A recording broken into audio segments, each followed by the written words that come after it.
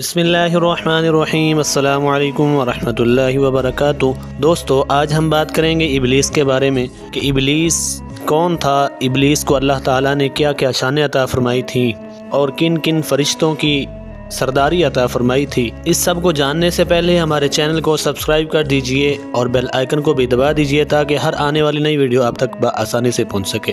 ابلیس، جس کو شیطان کہا جاتا ہے، یہ فرشتہ نہیں تھا بلکہ جن تھا جو آگ سے پیدا ہوا تھا، لیکن یہ فرشتوں کے ساتھ ملا جلا رہتا تھا۔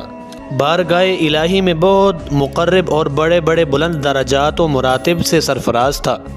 حضرت کعب احبار رضی اللہ تعالیٰ عنہ کا بیان ہے، ابلیس 40,000 برس تک جنت کا خزانچی رہا اور 80,000 برس تک ملائکہ کا ساتھی رہا اور 20,000 برس تک ملائکہ کو وعظ و نصیحت سناتا رہا اور 30,000 برس تک مقربین کا سردار رہا اور 1,000 برس تک روحانیین کی سرداری کے منصب پر رہا اور 14,000 برس تک عرش کا طواف کرتا رہا۔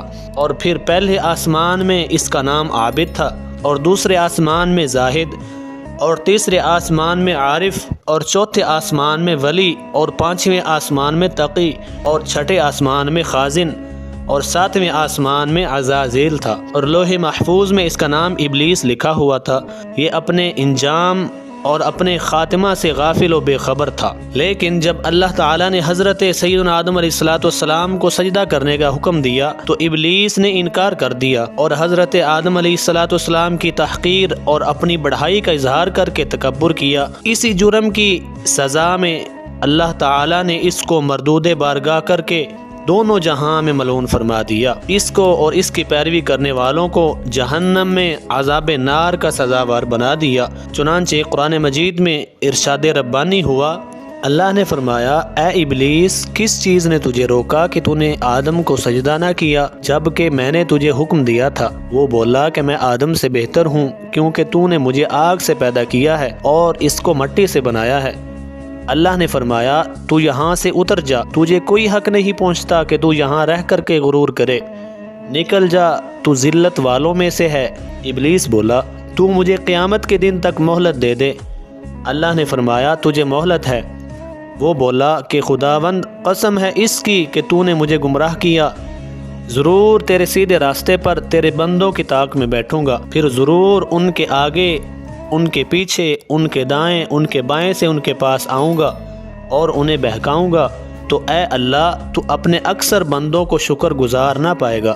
اللہ نے فرمایا کہ اے شیطان، تو یہاں سے نکل جا، تو مردود ہے، تو راندہ ہوا ہے، جو میرے بندوں میں سے تیرے کہے پر چلے گا میں ضرور تم سبھی سے جہنم کو بھر دوں گا۔ دوستو، جو اس قرآنی واقعہ سے ہمیں درس ہدایت ملتا ہے وہ یہ ہے کہ کبھی بھی اپنی عبادت اور اپنی نیکیوں پر گھمنڈ اور غرور نہیں کرنا چاہیے اور کسی گناہ گار کو اپنی مغفرت سے کبھی مایوس نہیں ہونا چاہیے، کیونکہ انجام کیا ہوگا اور خاتمہ کیسا ہوگا عام بندوں کو اس کی خبر نہیں، اور نجات اور فلاح کا دار و مدار در حقیقت خاتمہ بالخیر پر ہی ہے۔ بڑے سے بڑا عابد اگر اس کا خاتمہ بالخیر نہ ہوا تو وہ جہنمی ہوگا، اور بڑے سے بڑا گناہ گار، بڑے سے بڑا فاجر اس کا خاتمہ بالخیر ہو گیا تو وہ جنتی ہوگا۔ دیکھ لو کہ ابلیس کتنا بڑا عبادت گزار تھا اور کس قدر مقرب بارگاہ الہی تھا اور کیسے کیسے مراتب